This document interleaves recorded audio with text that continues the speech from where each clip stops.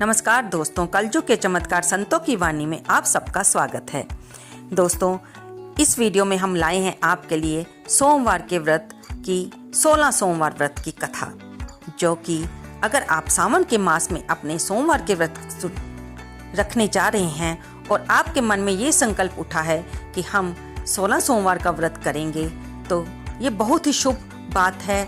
और इसके लिए हम आपके लिए ये वीडियो लाए हैं जिसमें 16 सोमवार के व्रत की कथा कही गई है।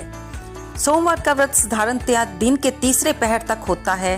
व्रत में फलाहार या पारण का कोई खास नियम नहीं है, किंतु ये आवश्यक है कि दिन रात के समय में केवल एक बार भोजन करें। सोमवार के व्रत में शिव जी पार्वती का पूजन करना चाहिए। सोमवार का व्रत 3 प्रकार का होता है: साधारण प्रति सोमवार, जिस सौम्य प्रदोष व्रत और 16 सोमवार व्रत।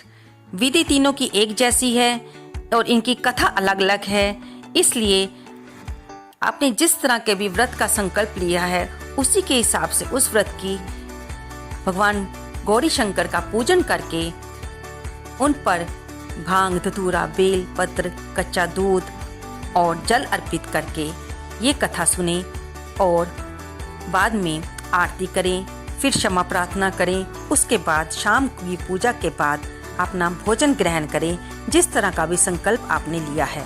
फलाहार व्रत का लिया है तो आप फल खा सकते हैं, दूध पी सकते हैं। अगर आपने एक समय भोजन करने का संकल्प लिया है तो आप शाम की पूजा के बाद मीठे के साथ भोजन कर सकते हैं, क्योंकि इस व्रत में नमक खाना निषेध माना गया है। दोस्तों, सोमवार के दिन ब्रह्म मुहूर्त में उठकर सुबह जल्दी नहा लें और फिर स्वच्छ वस्त्र पहने। अगर आप घर के पास किसी मंदिर में जा सकते हैं तो अति उत्तम बात है। मंदिर में जाकर शिवलिंग पर कच्चा दूध और गंगा जल, बेलपत्र, भांग, धतूरा अर्पित करें, मौसमी फल चढ़ाएं, फिर घी की जोत जगाएं और भगवान गौरी शंकर का पूजन करें। फिर उनके सामने बैठकर शिव चालीसा पढ़ें, व्रत की कथा पढ़ें और अगर आप व्रत रख रहे हैं तो व्रत का संकल्प लें और फिर आरती करें। इसी तरह शाम को भी भगवान की पूजा करें और उसके बाद भोजन ग्रहण करें। दोस्तों, अगर आप 16 सोमवार के व्रत इस सावन के मास से शुरू करने जा रहे हैं तो हम आपके लिए लाए हैं 16 सोमवार के व्रत की कथा। आप इस वीडियो को अवश्य सुनें और अपने व्रत को भगवान की पूजा कर, उनकी व्रत कथा सुन और उनकी आरती करके उसे पूर्ण करें। आइए सुनते हैं 16 सोमवार व्रत कथा। मृत्यु लोक में भ्रमण करने की इच्छा करके एक समय श्री भूतनाथ भगवान महादेव जी माता पार्वती जी के साथ पधारे। वहां भ्रमण करते करते विदर्भ देशांतर्गत अमरावती नाम की अति रमणीक नगरी में पहुंचे। अमरावती नगरी अमरापुरी के सदृश सब प्रकार के सुखों से परिपूर्ण थी। उसमें वहां के महाराजा का बनाया हुआ अति रमणीक शिवजी का मंदिर बना था। उसमें भगवान शंकर भगवती पार्वती के साथ निवास करने लगे। एक समय माता पार्वती ने प्राणपति को प्रसन्न देखकर मनोविनोद करने की इच्छा से बोली, हे महाराज, आज तो हम और आप दोनों चौसर खेलेंगे। शिवजी ने प्राण प्रिया की बात को मान लिया और चौसर खेलने लगे। उस समय इस स्थान पर मंदिर का पुजारी ब्राह्मण मंदिर में पूजा करने को आया। माता जी ने ब्राह्मण से प्रश्न किया कि पुजारी जी बताओ, इस बाजी में दोनों में से किसकी जीत होगी। ब्राह्मण बिना विचारे ही शीघ्र बोल उठा कि महादेव जी की जीत होगी। थोड़ी देर में बाजी समाप्त हो गई और पार्वती जी की विजय हुई। अब तो पार्वती जी ब्राह्मण को झूठ बोलने के अपराध के कारण श्राप देने को तैयार हुई। तब महादेव जी ने पार्वती को बहुत समझाया, परंतु उन्होंने ब्राह्मण को कौड़ी होने का श्राप दे दिया। कुछ समय बाद पार्वती जी के श्रापवश पुजारी के शरीर में कोढ़ पैदा हो गया। इस कारण पुजारी अनेक प्रकार से दुखी रहने लगा। इस तरह के कष्ट भोगते हुए जब बहुत दिन हो गए तो देवलोक की अप्सराएं शिवजी की पूजा करने उसी मंदिर में पधारी और पुजारी के कोढ़ के कष्ट को देखकर बड़े दया भाव से उनके इस रोग का कारण पूछने लगी। पुजारी ने निसंकोच सब बातें उनसे कह दी। वे अप्सराएं बोली, हे पुजारी, अब तुम अधिक दुखी मत होना, भगवान शिवजी तुम्हारे कष्ट को दूर करेंगे। तुम सब व्रतों में श्रेष्ठ 16 सोमवार का व्रत भक्ति भाव से किया करो। पुजारी जी अप्सराओं से हाथ जोड़कर विनम्र भाव से षोडश सोमवार व्रत की विधि पूछने लगा।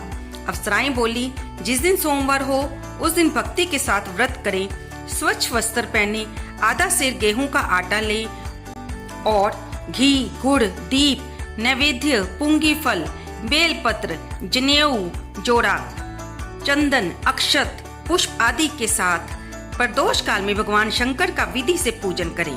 तत्पश्चात 3 अंगों में से एक शिवजी को अर्पण करें, बाकी 2 को शिवजी का प्रसाद समझकर उपस्थित जनों में बांट दें। आप भी प्रसाद पावें। इस विधि से 16 सोमवार व्रत करें। तत्पश्चात 17वें सोमवार के दिन पाव सेर पवित्र गेहूं के आटे की बाटी बनावें। तद अनुसार घी और गुड़ मिलाकर चूरमा बनावें और शिवजी का भोग लगाकर उपस्थित भक्तों को बांटें। पीछे आप भी अपने सब परिवार प्रसाद लें तो भगवान शिवजी की कृपा से आपके सभी मनोरथ पूर्ण होंगे। ऐसा कहकर अप्सराएं स्वर्ग को चली गई। ब्राह्मण ने यथा विधि षोडश सोमवार व्रत किया तथा भगवान शिवजी की कृपा से रोग मुक्त होकर आनंद से रहने लगा। कुछ दिन बाद जब फिर शिवजी पार्वती उस मंदिर में पधारे तब ब्राह्मण को निरोग देखकर पार्वती जी ने ब्राह्मण से रोग मुक्त होने का कारण पूछा तो ब्राह्मण ने 16 सोमवार व्रत की कथा कह सुनाई। तब तो पार्वती जी अति प्रसन्न होकर ब्राह्मण से व्रत की विधि पूछकर व्रत करने को तैयार हुई। व्रत करने के बाद उनकी मनोकामना पूर्ण हुई और उनके रूठे हुए पुत्र स्वामी कार्तिकेय स्वयं माता को मिलने आए और उनके आज्ञाकारी हुए। परंतु कार्तिकेय जी ने अपने जे विचार परिवर्तन का रहस्य जानने की इच्छा की। तब माता से बोले, हे माता जी, आपने ऐसा कौन सा उपाय किया जिससे मेरा मन आपकी ओर आकर्षित हुआ। तब पार्वती जी ने वही षोडश सोमवार व्रत की कथा कह सुनाई। स्वामी कार्तिकेय जी बोले कि इस व्रत को मैं भी करूंगा क्योंकि मेरा प्रिय मित्र ब्राह्मण बहुत दुखी दिल से परदेश गया है, हमें उससे मिलने की बहुत इच्छा है। कार्तिकेय जी ने भी इस व्रत को किया और उन्हें उनका प्रिय मित्र मिल गया। मित्र ने इस आकस्मिक मिलन का भेद कार्तिकेय जी से पूछा तो वे बोले, हे मित्र, हमने तुम्हारे मिलने की इच्छा करके 16 सोमवार का व्रत किया था। अब तो ब्राह्मण मित्र को भी अपने विवाह की बड़ी इच्छा हुई और उन्होंने कार्तिकेय जी से व्रत की विधि पूछकर स्वयं भी व्रत किया। व्रत के प्रभाव से वह किसी कार्यवश विदेश गया तो वहां पर राजा की लड़की का स्वयंवर था। राजा ने प्रण किया था कि जिस राजकुमार के गले में सब प्रकार श्रृंगारित हथिनी माला डालेगी, मैं उसी के साथ अपनी प्यारी पुत्री का विवाह करूंगा। शिवजी की कृपा से ब्राह्मण भी स्वयंवर देखने की इच्छा से राजसभा में एक ओर बैठ गया और नियत समय पर हथिनी आई और उसने जयमाला उस ब्राह्मण के गले में डाल दी। राजा की प्रतिज्ञा के अनुसार बड़ी धूमधाम से कन्या का विवाह उस ब्राह्मण के साथ कर दिया गया। ब्राह्मण को बहुत सा धन और सम्मान देकर संतुष्ट किया। ब्राह्मण सुंदर राजकन्या पाकर सुख से जीवन व्यतीत करने लगा। एक दिन राजकन्या ने अपने पति से प्रश्न किया, हे प्राणनाथ, आपने ऐसा कौन सा भारी पुण्य किया था जिसके प्रभाव से हथनी ने सब राजकुमारों को छोड़कर आपको वरण किया। ब्राह्मण बोला, हे प्राण प्रिय, मैंने अपने मित्र कार्तिकेय जी से कथनानुसार 16 सोमवार का व्रत किया था जिसके प्रभाव से मुझे तुम जैसी रूपवान पत्नी की प्राप्ति हुई है। व्रत की महिमा को सुनकर राजकन्या को बड़ा आश्चर्य हुआ। वह भी पुत्र की कामना से व्रत करने लगी। शिवजी की दया से उसके गर्भ से एक अति सुंदर सुशील धर्मात्मा विद्वान पुत्र उत्पन्न हुआ। माता पिता दोनों उस देव पुत्र को पाकर अति प्रसन्न हुए और उसका लालन पालन बड़ी भांति से करने लगे। जब पुत्र समझदार हुआ तो उसने अपनी माता से प्रश्न किया, हे माँ, तुमने कौन सा व्रत एवं तप किया है जो मेरे जैसा पुत्र तुम्हारे गर्भ से उत्पन्न हुआ। माता ने पुत्र का प्रबल मनोरथ जानकर अपने किए हुए 16 सोमवार व्रत को विधि सहित पुत्र को बताया। पुत्र ने ऐसे सरल व्रत को और सब तरह से मनोरथ पूर्ण करने वाला सुना तो वह भी इस व्रत को राज्याधिकार पाने की इच्छा से हर सोमवार को यथाविधि व्रत करने लगा। उसी समय एक देश के वृद्ध राजा के दूतों ने आकर उसकी राजकन्या के लिए उसका वरण किया। राजा ने अपनी पुत्री का विवाह ऐसे सर्वगुण संपन्न ब्राह्मण के साथ करके बड़ा सुख प्राप्त किया।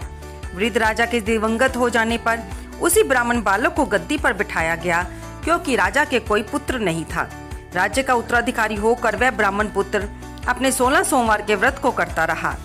जब 17वां सोमवार आया तो विप्र पुत्र ने अपनी प्रीतमा से सब पूजन सामग्री लेकर शिव पूजा के लिए शिवालय में चलने को कहा, परंतु प्रीतमा ने उसकी आज्ञा की परवाह नहीं की, दास दासियों द्वारा सब सामग्री शिवालय भिजवा दी और आप नहीं। जब राजा ने शिवजी का पूजन समाप्त किया तब एक आकाशवाणी राजा के प्रति हुई। राजा ने सुना है राजा, अपनी इस रानी को राजमहल से निकाल दे, नहीं तो ये तेरा सर्वनाश कर देगी। आकाशवाणी को सुनकर राजा के आश्चर्य का ठिकाना नहीं रहा और उसने तत्काल मंत्रणा गृह में आकर अपने सभासदों को बुलाकर पूछने लगा, हे मंत्रियों, मुझे आज शिवजी की वाणी हुई है कि राजा तू अपनी इस रानी को निकाल दे, नहीं तो ये तेरा सर्वनाश कर देगी। राजसभा के लोग और मंत्री सभी बड़े विस्मय और दुख में डूब गए कि जिस कन्या के कारण राजा मिला है उसी को निकालने का जाल रच रहा है, ये कैसे हो सकेगा। परंतु अंत में राजा ने उसे वहां से निकाल दिया। रानी दुखी हृदय से अपने भाग्यों को कोसती हुई नगर के बाहर चली गई। बिना बत्रान, फटे वस्त्र पहने, भूख से दुखी धीरे धीरे चलकर वह एक नगर में पहुंची। वहां एक बुढ़िया सूत काटकर बेचने को जाती थी।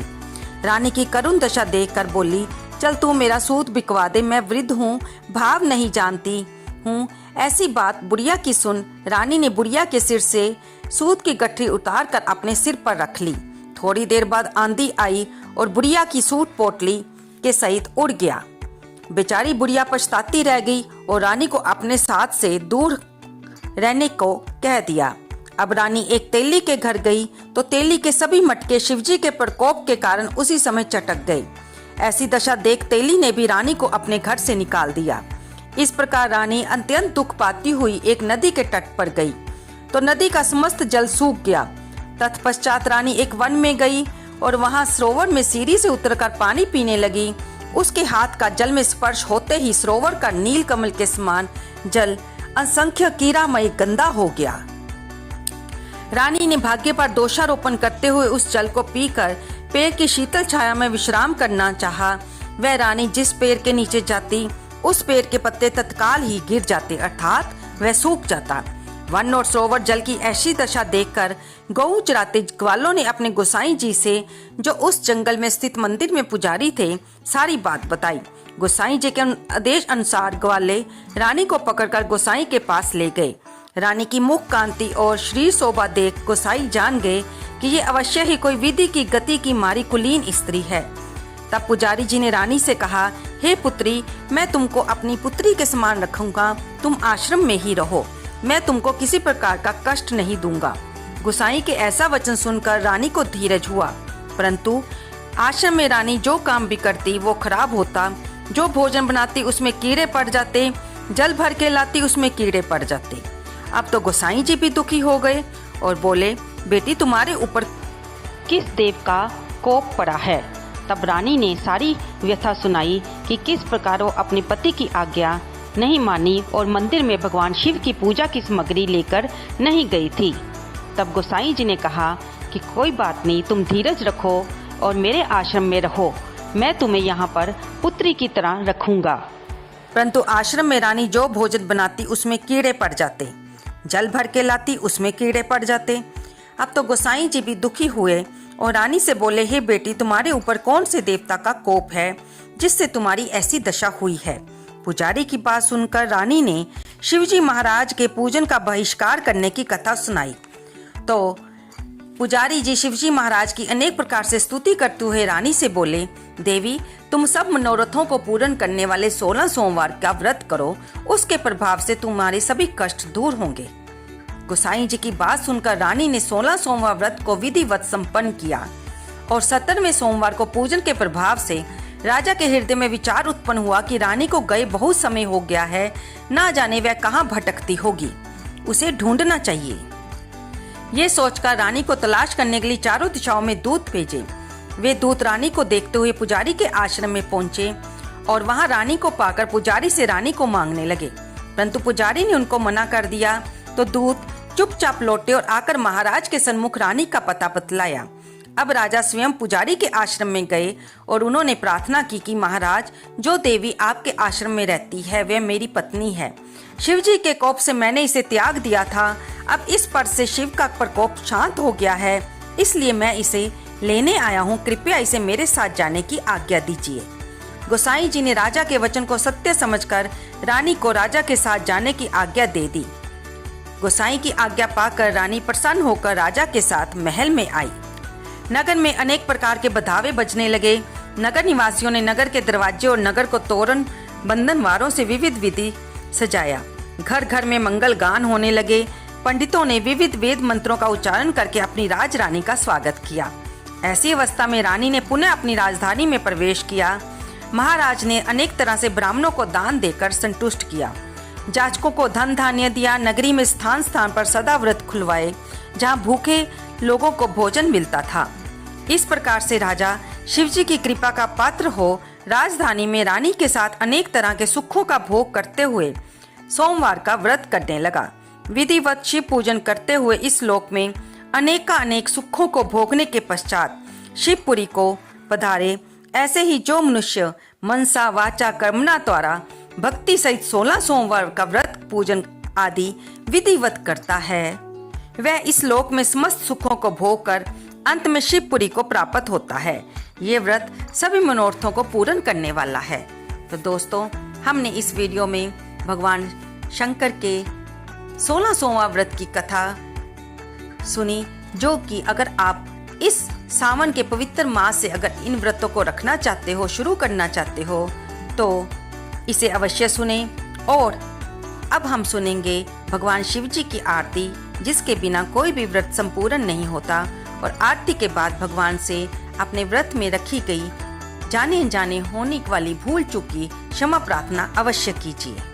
आइए करते हैं भगवान शिव की आरती। ओम जय शिव ओंकारा, बोले हर शिव ओंकारा। ब्रह्मा विष्णु सदा शिव अर्धांगी धारा। ओम जय शिव ओंकारा।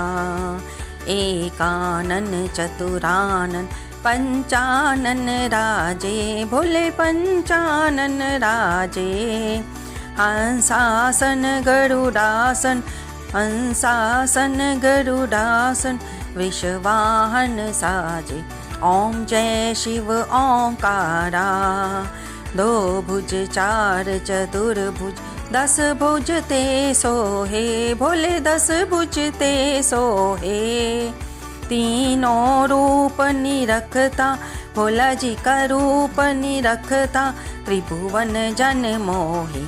ओम जय शिव ओंकारा। अक्षमाला वनमाला मुंडमाला धारी, भोले रुंडमाला धारी। चंदन मृग मद सोहे, चंदन मृग मद सोहे, भोले शुभकारी। ओम जय शिव ओंकारा। श्वेतांबर पीतांबर बागंबरी अंगे, भोले बागंबरी अंगे। सनकादिक ब्रह्मादिक, सनकादिक ब्रह्मादिक, भूतादिक संगे। ओम जय शिव ओंकारा। कर के माध्य कमंडल, चक्र त्रिशूल धरता, भोले चक्र त्रिशूल धरता। जग करता जग हरता, सुख करता दुख हरता, जग पालन करता। ओम जय शिव ओंकारा। ब्रह्मा विष्णु सदा शिव जानत अविवेका, बोले जानत अविवेका। प्रणवाक्षर के मध्य ओमाक्षर के मध्य, ये तीनों एका। ओम जय शिव ओंकारा। काशी में विश्वनाथ विराजे, नंदा ब्रह्मचारी, भोले नंदा ब्रह्मचारी। नित उठ भोग लगावे, भोले जी के दर्शन पावे, महिमा अति भारी। ओम जय शिव ओंकारा। त्रिगुण शिव जी की आरती जो कोई नर गावे, भोले जो तेरे दरि आवे। कहत शिवानंद स्वामी, जपत हरि हर स्वामी, मनवांचित फल पावे। ओम जय शिव ओंकारा। ओम जय शिव ओंकारा। बोले हर शिव ओंकारा, ब्रह्मा विष्णु सदाशिव अर्धांगी धारा, ओम जय शिव ओंकारा। बोलिए गौरी शंकर भगवान की जय। तो दोस्तों, हमारी ये वीडियो 16 सोमवार के व्रत की कथा को लिए हुए है। आपको ये वीडियो कैसी लगी? कृपया इसे लाइक करें, शेयर करें और कमेंट बॉक्स में हर हर महादेव लिखना तो बिल्कुल ना भूलें। धन्यवाद दोस्तों।